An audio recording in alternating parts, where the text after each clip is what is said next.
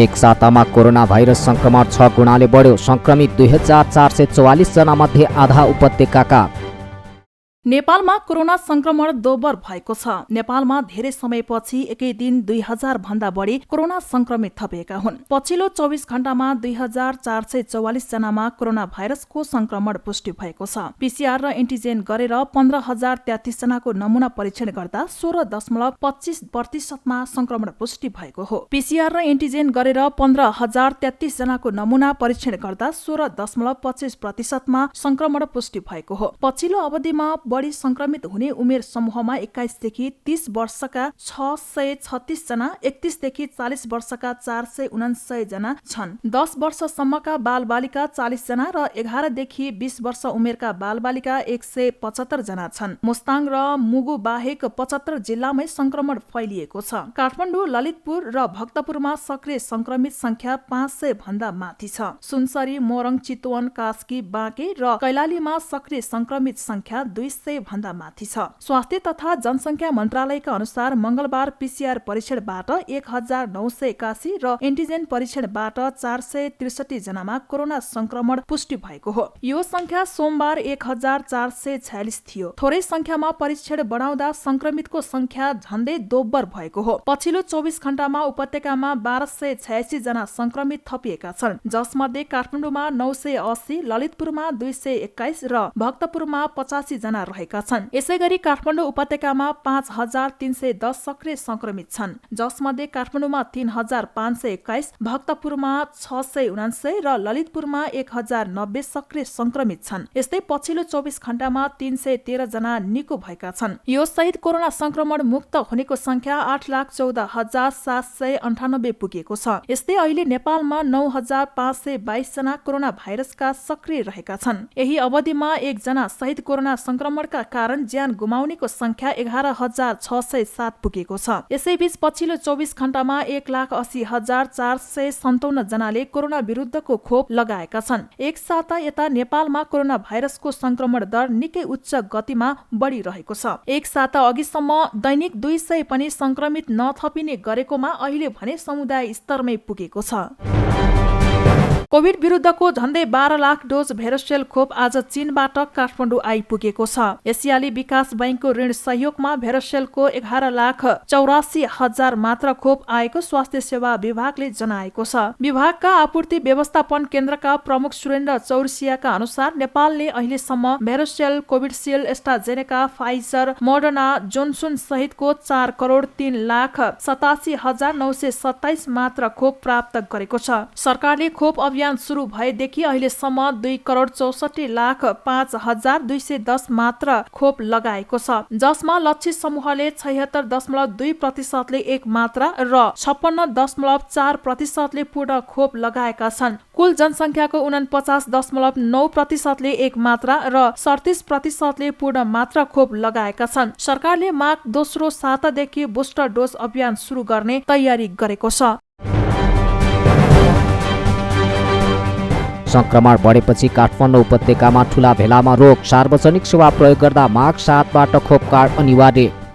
COVID-19 संक्रमण जोखिमले उपत्यकाका प्रशासनले थप कडाई गरेका छन्। आज बसेको काठमाडौँ उपत्यकाका 3 प्रमुख जिल्ला अधिकारीहरूको बैठकले मंगलबार मध्यरातदेखि लागू हुने गरी काठमाडौँ उपत्यकामा राजनैतिक भेला र महोत्सव गर्न रोक लगाएको हो। बैठकले मध्यरातदेखि लागू हुने गरी 25 जना भन्दा बढी उपस्थित भएर सभा, सम्मेलन, मेला, महोत्सव गर्न रोक लगाउने निर्णय गरेको हो। माघ 15 गतेसम्म भौतिक उपस्थितिमा पठन पाठनमा रोक लगाउने निर्णय समेत प्रमुख जिल्ला अधिकारीहरूले गरेका छन्। पूर्व निर्धारित सेमेस्टर र वार्षिक परीक्षाको हकमा स्वास्थ्य मापदण्ड पालना हुने गरी जेड आकारमा बसाई परीक्षा सञ्चालन गर्ने निर्णय पनि भएको छ। जिल्ला स्वास्थ्य कार्यालयहरूले स्थानीय तहको समन्वयमा 12 देखि 17 वर्ष उमेर समूहका बालबालिकालाई कोभिड विरुद्धको खोप लगाउने बारे तालिका बनाउने आदेश पनि भएको छ। कार्यालय, होटल, रेस्टुरेन्ट, सिनेमा हल, रंगशाला, हवाई पार्कमा प्रवेश गर्दा माघ 7 गतेदेखि खोप कार्डको अनिवार्य व्यवस्था गर्नुपर्ने आदेश जसमा उल्लेख छ कोरोना संक्रमितको संख्या बढ्दै गएपछि काठमाडौँ उपत्यकाका जिल्ला प्रशासन कार्यालयहरूले सार्वजनिक यातायातमा कुल स्वीकृत सिट क्षमता भन्दा बढी यात्रु नराख्न आदेश दिएका छन्। सार्वजनिक सवारीमा यात्रा गर्ने सबै यात्रुहरूले अनिवार्य मास्क लगाउनु पर्ने, मास्क नलगाउने यात्रुलाई सवारी साधनमा प्रवेश गर्न नदिने, चालक र सहचालकले अनिवार्य मास्क, भाइजर र पन्जा लगाउनु पर्ने, सवारी साधनको ढोकामा सेनिटाइजरको व्यवस्था हुनुपर्ने, अनिवार्य रूपमा सवारी साधन दैनिक सेनिटाइजर गर्नुपर्ने नियम पनि लागू गरिएको छ। सार्वजनिक स्थानहरू, कार्यालय, होटल, रेस्टुरेन्ट, सिनेमा हल, रंगशाला, हवाई यात्रा पार्क आदिमा प्रवेश गर्दा यही माघ 7 गतेदेखि कोभिड-19 विरुद्धको खोप लगाएको कार्ड मोबाइलमा फोटो भए पनि हुने, साथमा राख्ने र यस्ता सबै निकायहरूले खोप कार्ड हेरेर मात्र प्रवेश दिने व्यवस्था गरिने भएको छ। माघ 7 गतेदेखि जिल्लाभित्रका सबै सार्वजनिक निकायमा सेवा प्राप्त गर्न खोप कार्ड मोबाइलमा फोटो भए पनि हुने अनिवार्य हुने भएको छ। सार्वजनिक सेवा प्रवाहमा सेवाग्राहीको बढी चाप हुने कार्यालयहरू जिल्ला प्रशासन कार्यालय, मालपोत कार्यालय, नापी कार्यालय, यातायात व्यवस्था कार्यालय, आन्तरिक राजस्व कार्यालय, बैंक तथा वित्तीय संस्था आदिमा भीडभाड नहुने उपयुक्त तरिका सम्बन्धित कार्यालय प्रमुखले अवलम्बन गराई स्वास्थ्य मापदण्डको पालना हुने गरी सेवा प्रवाहको प्रबन्ध मिलाउने प्रशासनले जनाएको छ। सरकारी निजी स्वास्थ्य संस्था र स्थानीय तहको विगतमा सञ्चालन गरेका कोभिड-19 उपचार केन्द्र तथा आइसोलेसन केन्द्रलाई सुदृढ गरी सञ्चालनमा ल्याउन, दुरुस्त अवस्थामा राख्ने र अक्सिजनको आपूर्ति सहज बनाउन कोभिड-19 को दोस्रो लहरको समयमा प्रयोगमा आएका अक्सिजन सिलिन्डरहरू यथाशीघ्र सम्बन्धित अस्पताल, उद्योग वा स्थानीय तहमा हस्तान्तरण गर्ने प्रक्रिया अघि बढ्ने भएको छ। औषधि लगायत अत्यावश्यक वस्तु तथा सेवाको आपूर्तिमा कृत्रिम अभाव सिर्जना गर्ने, मूल्य वृद्धि गर्ने, लुकाउने, सहज आपूर्तिमा अवरोध गर्ने उपर कानून बमोजिम कारबाही गरिने भएको छ। औद्योगिक तथा व्यवसायिक संस्था, फर्म तथा पसलहरूले स्वास्थ्य मापदण्ड पालना गराई औद्योगिक तथा व्यवसायिक गतिविधि सञ्चालन गर्ने, सम्भावित तेस्रो लहरबाट जोगिन उपयुक्त स्वास्थ्य सतर्कता अपनाउने र जनस्वास्थ्य मापदण्डको कडाइका साथ पालना गराउने सम्बन्धित सूचना प्रकाशन तथा प्रसारणका लागि जिल्ला स्थित सबै स्थानीय तह सञ्चार माध्यमहरूलाई विशेष अनुरोध गर्ने निर्णय पनि बैठकले गरेको छ। राष्ट्रपति भण्डारीद्वारा पृथ्वीनारायण शाहको शालिगमा माल्यार्पण। पूर्व राजा माल्यार्पण गर्न सिंहदरबार पुग्दा लाग्यो गणतन्त्र विरोधी नारा। राष्ट्रपति विद्यादेवी भण्डारीले पृथ्वीनारायण शाहको शालिगमा माल्यार्पण गरेकी छन्। मंगलबार 300औं पृथ्वी जयन्ती तथा राष्ट्रिय एकता दिवसको अवसरमा राष्ट्रपति विद्यादेवी भण्डारीले सिंहदरबार पुगेर पश्चिम गेट अगाडि रहेको पृथ्वीनारायण शाहको शालिगमा माल्यार्पण गरेकी हुन्। राष्ट्रपति भण्डारी पुग्दा नेपाल प्रज्ञा प्रतिष्ठान, नेपाल ललित कला प्रतिष्ठान, नेपाल संगीत तथा नाट्य प्रज्ञा प्रतिष्ठान र सांस्कृतिक संस्थानको आयोजनामा कमलादीबाट सांस्कृतिक झाँकी एवं बाजा गाजा सहितको टोली सिंहदरबार पश्चिम मूल ढोका स्थित पृथ्वीनारायण शाहको शालिगमा पुगेको थियो। यस्तै पर्यटन मन्त्री प्रेम आले र रापरपाका पूर्व अध्यक्ष कमल थापा पनि माल्यार्पणका लागि सिंहदरबार पुगेका थिए। नेपाली सेनाले राष्ट्रपति भण्डारीलाई सलामी अर्पण गरेको थियो। सैनिक टुकडीले पञ्चे बाजा बजाएको थियो। विक्रम सम्वत 2063 देखि पृथ्वी जयन्ती तथा राष्ट्रिय एकता दिवसमा सरकारले बिदा दिन कटौती गरे पनि 2074 मा आएर बिदा दिएको थियो। पुनः पछिल्ला वर्षमा बिदा हटाइएको छ। पूर्व राजा ज्ञानेन्द्र शाहले राष्ट्र निर्माता पृथ्वीनारायण शाहको शालिगमा माल्यार्पण गरेका छन्। मंगलबार राष्ट्रिय एकता दिवस तथा 300औं पृथ्वी जयन्तीको अवसरमा पूर्व राजा शाहले सिंहदरबारको पश्चिम मूल गेटमा रहेको राष्ट्र निर्माता पृथ्वीनारायण शाहको शालिगमा माल्यार्पण सहित पुष्पहार अर्पण गरेका हुन्। सो अवसरमा राष्ट्रिय प्रजातन्त्र पार्टीका अध्यक्ष राजेन्द्र लिङदेन र पूर्व अध्यक्ष कमल थापाले पनि पृथ्वीनारायण शाहको शालिगमा माल्यार्पण सहित पुष्पहार अर्पण गरे। पृथ्वी जयन्तीको अवसरमा काठमाडौँ सहित देशभरका विभिन्न स्थानमा विभिन्न कार्यक्रम गरी पृथ्वी जयन्ती मनाइएको छ। सो अवसरमा काठमाडौँमा भने सांस्कृतिक झाँकी समेतको र्याली प्रदर्शन गरिएको छ। र्यालीमा उपस्थित भएकाहरूले राष्ट्र निर्माता पृथ्वीनारायण शाहको जन्म जयन्ती तथा राष्ट्रिय एकता दिवसका अवसरमा सरकारले सार्वजनिक बिदा नदिनु दुःखको कुरा भएको गुनासो गरेका छन्। उनीहरू आफूहरू नेपाली हुनुको कारण पृथ्वीनारायण शाह भएको र त्यसमा गर्वबोध हुने गरेको बताउँछन्। आफू नेपाली हो भन्नेहरूका लागि आजको दिनको ठूलो औचित्य रहेको उनीहरूको भनाइ छ।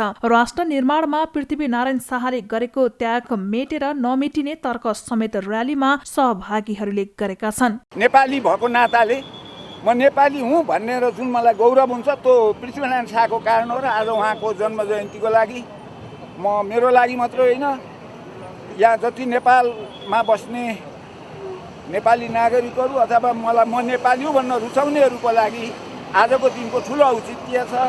एउटा ठुलो राष्ट्रिय पर्व हो। यो हरेक जाति, हरेक भाषिक, हरेक वर्गहरूको लागि आजको दिन महत्त्वपूर्ण छ र हाम्रो देशमा धेरै अब परिवर्तनहरू हुन्छन्, राजनीतिक परिवर्तन हुन्छ। रुसमा पनि भयो, जर्मनीमा भयो, अरू देशमा भए, तर पनि जर्मनीमा बिस्मार्कको अहिले सम्मान गर्छन्। आजको दिनमा उहाँ सरकार पृथ्वीनारायण शाह सरकारलाई नसम्झिन त दिनै छैन। एकदम आजको दिनमा त होइन, उहाँलाई हरेक दिन हरेक नेपाली सोचिरहेछ। उहाँको जो यो एउटा देन उहाँले गरिबक्सेको भन्यो अब 300 वर्ष यसपालि बक्स्यो। उहाँको त्यो दिनदेखि उहाँको सुरुदेखि नै आज उहाँले नगरेको हामी नेपाली भएर बाँच्न सक्ने अवस्था चाहिँ थिएन।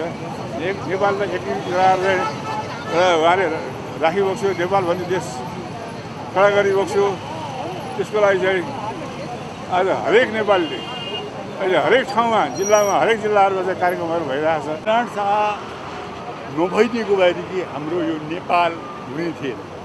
पहिलो नम्बरको कुरा हामी नेपाली नागरिकले के बुझ्नुपर्छ भनेपछि उहाँलाई एउटा कुल्यौताको रूपमा बुझ्नुपर्छ।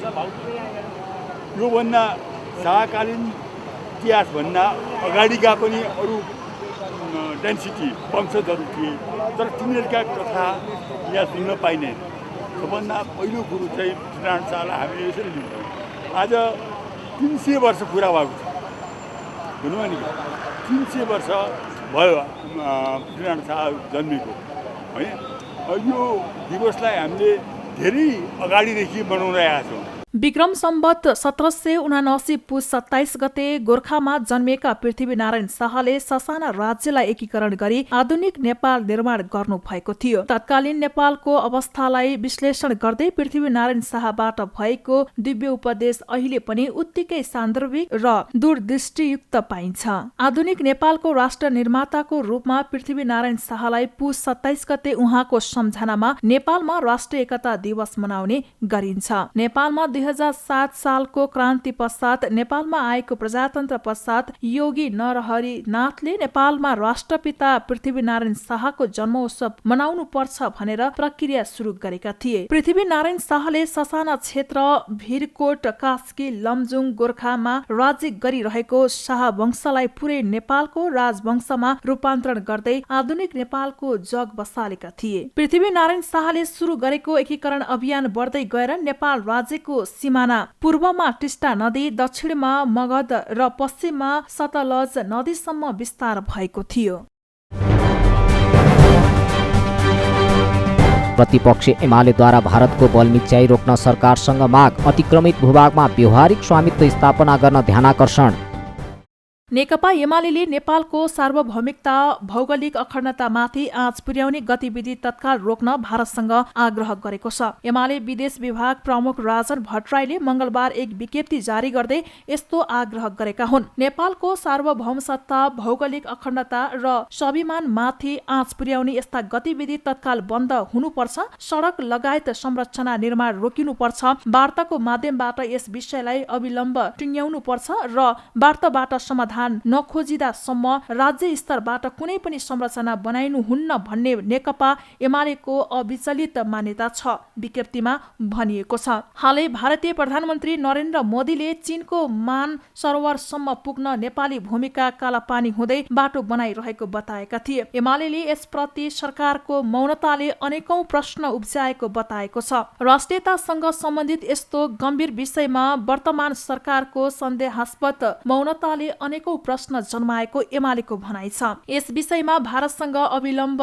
गम्भीर संवाद गर्न, सबै खाले बल मिचाई रोक्न लगाउन र नेपाली भूभागमा नेपालको व्यावहारिक स्वामित्व स्थापनाका लागि सार्थक पहल गर्न सरकारसँग एमालेको माग छ।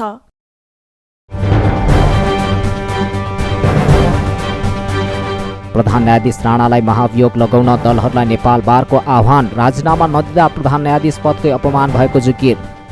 नेपाल बार एसोसिएसनले प्रधान न्यायाधीश चोलेन्द्र शमशेर जवरा विरुद्ध महाअभियोग लगाउन राजनैतिक दलहरूलाई आह्वान गरेको छ। आफूमाथि गम्भीर आरोप लाग्दा समेत पदबाट राजीनामा नदिएको र संवैधानिक दायित्व पूरा गर्न नसकेको भन्दै प्रधान न्यायाधीश विरुद्ध महाअभियोगको पर्याप्त आधार रहेकाले त्यसतर्फ अगाडि बढ्न राजनैतिक दलहरूलाई बारले आह्वान गरेको हो। प्रधान न्यायाधीश राणामाथि निरन्तर प्रश्न उठेर गम्भीर आरोप लाग्दा पनि उनले सरकारी सेवा सुविधाको दुरुपयोग गरेको र प्रधान न्यायाधीश पदकै अपमान गरेको पनि बारको भनाइ छ। प्रधान न्यायाधीश राणाले संविधानको धारा 136 ले दिएको दायित्व पूरा गर्न नसकेको पनि बारले निष्कर्ष निकालेको छ। प्रधान न्यायाधीश राणाको भूमिकाका कारण समग्र न्यायकर्मीहरूको शिर निहुरेको भन्दै नेपाल बार एसोसिएसनले राजीनामा गर्न पनि भनेको छ। आफूमाथि गम्भीर आरोप लाग्दा पनि सरकारी सेवाको दुरुपयोग गरेको भन्दै राणाको भूमिका प्रति बारले आपत्ति जनाएको छ। प्रधान न्यायाधीश राणाले पदबाट राजीनामा नदिए प्रधान न्यायाधीश पदको नै अपमान हुने बारको विज्ञप्तिमा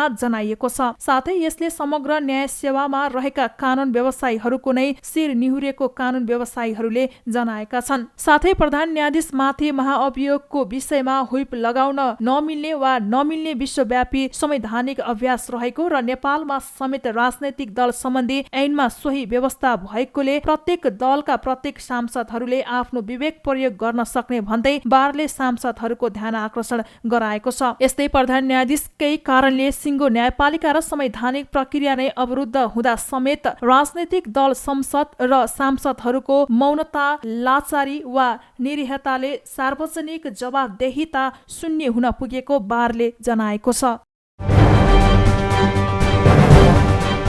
पूर्व माओवादीसँग एकता सम्भव नरहेको क्रान्तिकारी माओवादीका महासचिव वैद्यको भनाई। एमसीसी खारेज गर्न माग। नेकपा क्रान्तिकारी माओवादीका महासचिव मोहन वैद्यले नेकपा माओवादी केन्द्र लगायतका पूर्व माओवादी घटकहरूसँग एकताको सम्भावना नरहेको बताएका छन्। मंगलबार क्रान्तिकारी पत्रकार महासंघले काठमाडौँमा आयोजना गरेको पत्रकार भेटघाट कार्यक्रममा बोल्दै महासचिव वैद्यले नेकपा माओवादी केन्द्र लगायतका पूर्व माओवादी घटकहरू बीचमा एकताको सम्भावना नरहेको बताएका हुन्। माओवादी केन्द्रका अध्यक्ष पुष्पकमल दाहालले एकता हुन्छ भनेर लगातार भनिरहेको भए पनि सो पार्टीसँग एकता को कुनै सम्भावना नरहेको स्पष्ट पारे। आफूहरूले वर्तमान राज्य सत्ता तथा संसदीय व्यवस्थालाई स्वीकार गर्न नसक्ने र माओवादी केन्द्र संसदीय व्यवस्थाको संरक्षकको रूपमा अघि बढेकाले एकताको सम्भावना नरहेको उनको तर्क थियो। एउटा कुरा उहाँहरूले लगातार भनिदिइरहनु भएको छ, पार्टी एकता हुन सक्छ, पूर्व माओवादीसँग पार्टी एकता हुन सक्छ भनेर लगातार भन्नुभएको छ। पूर्व माओवादी भन्दा अरू पनि आउलान्, तर हाम्रो पार्टीसँग सम्भव छैन। नेकपा क्रान्तिकारी माओवादीसँग सम्भव छैन। किन भन्नुहुन्छ भनेदेखि हामीले पुरानो राज्य सत्ता, संसदीय व्यवस्था हो यसलाई चाहिँ स्वीकार गरेर हुन सक्दैन भनेर भनिरहेका छौँ। पुरानो संविधानलाई स्वीकार गरेर हुन सक्दैन भनिरहेका छौँ। अब प्रचण्डजीको पुरै जोड के छ भन्नुहुन्छ भने माओवादी केन्द्रका साथीहरूको जोड के छ भन्नुहुन्छ भनेदेखि अब यो संविधानको असली संरक्षक हामी नै हौँ, संसदीय व्यवस्थाको असली संरक्षक हामी हौँ भन्ने हिसाबले चाहिँ उहाँहरू गइरहनु भएको छ। त्यस कारणले उहाँहरूसँग के भनेदेखि एकताको सम्भावना छैन। सेना त्यो बेला चाहिँ पनि एउटा संसदको शान्तिपूर्ण तरिकाले जाने भनेर शान्ति संविधान हस्ताक्षर गरिसकेपछि पनि फेरि त्यो विद्रोह गर्नुपर्छ भनेर जुन भनियो त्यो पो गल्ती भयो। उनले मोहन विक्रम सिंह नेतृत्वको नेकपा मसाल र नेत्र विक्रम चन्द विप्लव नेतृत्वको नेकपासँग पनि एकताको सम्भावना नदेखिएको बताए। ती पार्टीहरूसँग पनि राजनैतिक लाइन नमिलेको उनको भनाइ छ। कार्यक्रममा बोल्दै महासचिव वैद्यले एमसीसी परियोजना राष्ट्रघाती भएकाले खारेज हुनुपर्ने बताए। त्यसैगरी लिपुलेख, लिम्पियाधुरा र कालापानीको समस्या जटिल भइरहेको भए पनि वर्तमान सरकार केपी शर्मा ओली नेतृत्वको सरकार जति पनि बोल्न नसकेको बताए। भारतीय प्रधानमन्त्री नरेन्द्र मोदीले सो क्षेत्रमा बाटो विस्तारको काम जारी छ भनिराखेको भए पनि नेपाल सरकार भने चुप लागेर बसेको उनले बताए।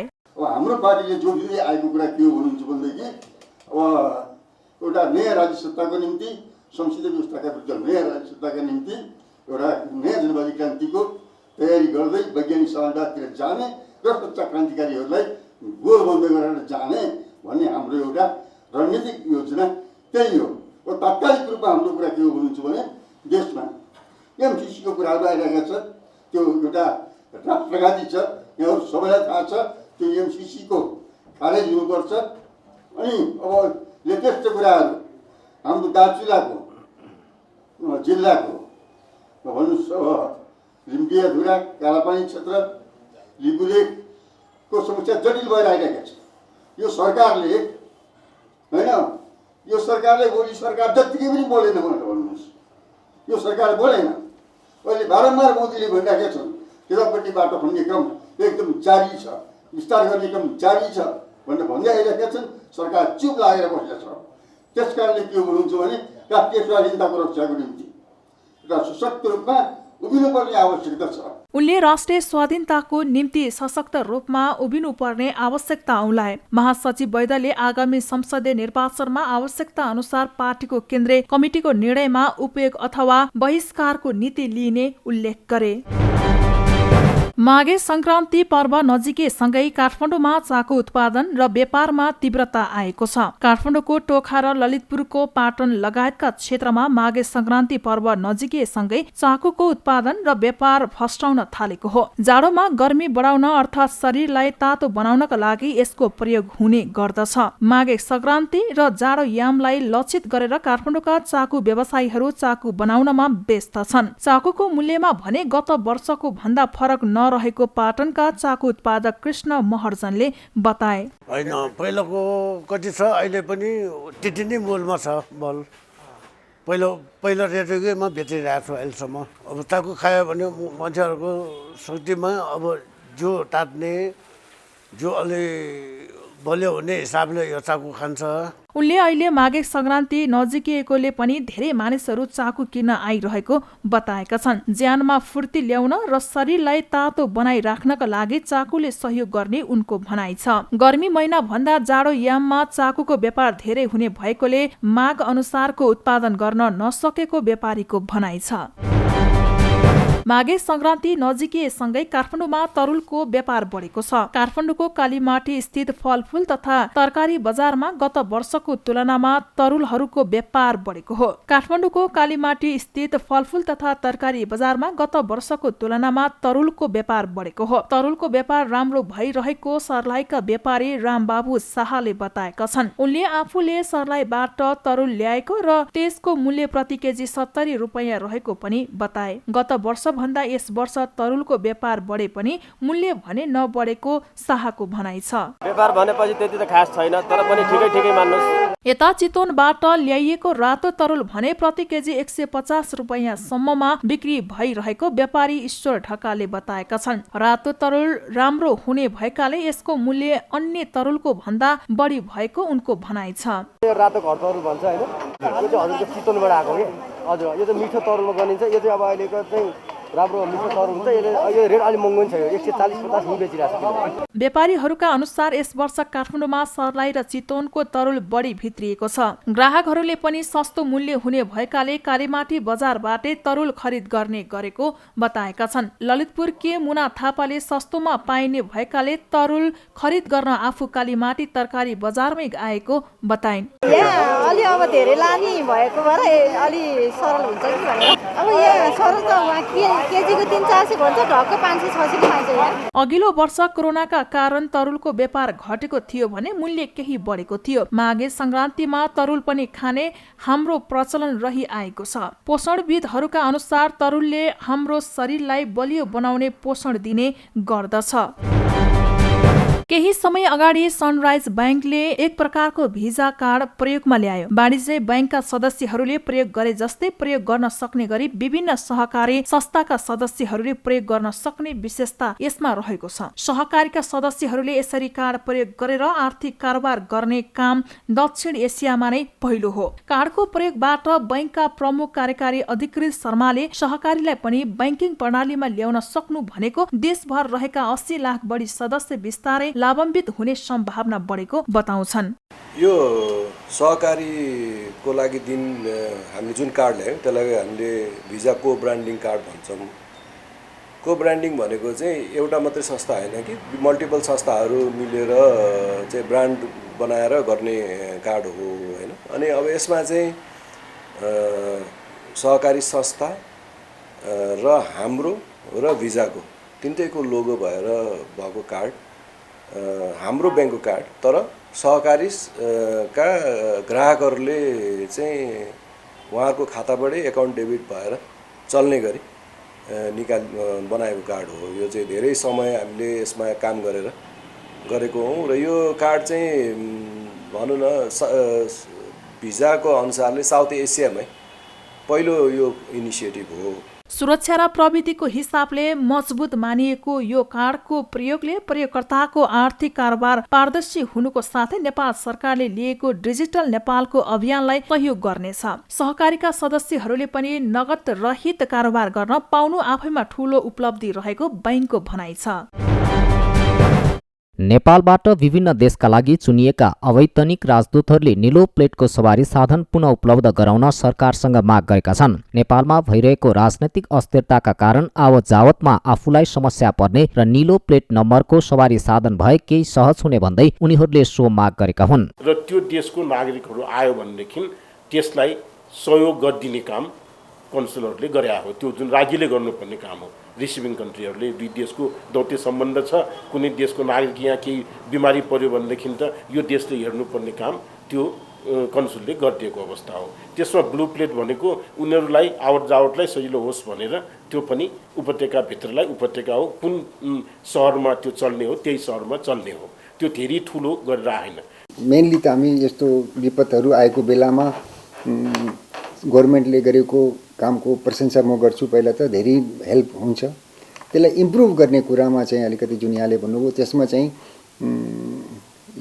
अलिकति के हुन्छ भने हरेक डिसिजन डिले हुने हुन्छ हैन। त्यो अलिकति फास्ट भइदियो भनेदेखि हामीलाई पनि सजिलो हुन्छ। कुनै एक व्यक्तिको भुलका कारण अन्य अवैतनिक राजदूतहरूलाई कारबाही गर्न उचित नहुने भन्दै अवैतनिक राजदूतहरूलाई निलो प्लेटको सवारी साधन पुनः उपलब्ध गराउन उनीहरूको माग छ। सरकारले अवैतनिक राजदूतहरूलाई उपलब्ध गराएको निलो प्लेट नम्बरको सवारी साधन नदिने सरकारको निर्णय व्यवहारिक नभएको उनीहरूको गुनासो छ। र प्रधानमन्त्री कप क्रिकेटमा बागमतीलाई हराउँदै एपीएफ शीर्ष स्थानमा, प्रदेश 2 र कर्णालीले पनि जित निकाले।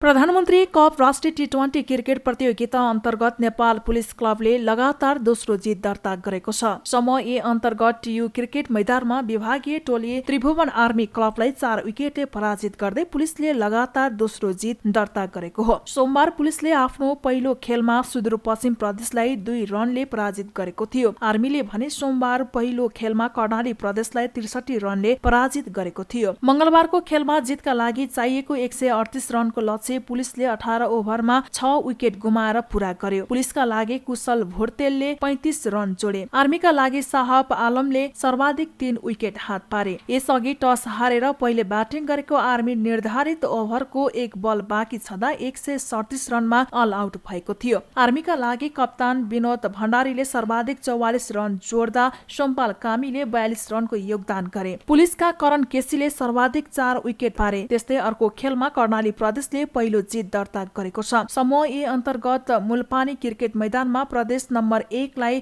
31 रनले पराजित गर्दै पहिलो जित दर्ता गरेको हो। कर्णाली विरुद्ध 121 रनको लक्ष्य पछ्याएको प्रदेश 1 ले 17.5 ओभरमा अल आउट हुँदै मात्र 89 रन जोड्न सकियो। प्रदेश 1 का लागि फिरदोस अन्सारीले सर्वाधिक 23 रन जोडे। कर्णालीका लागि अनुज चुनारा सर्वाधिक 4 विकेट हात पारे। यसअघि टस हारेर पहिले ब्याटिङ गरेको कर्णालीले निर्धारित 20 ओभरमा 7 विकेट गुमाएर 120 रन जोड्यो। कर्णालीका लागि कप्तान रविन्द्र शाहीले सर्वाधिक 36 रन जोडे। प्रदेश 1 का लागि मुकुन्द यादवले सर्वाधिक 3 विकेट हात पारे।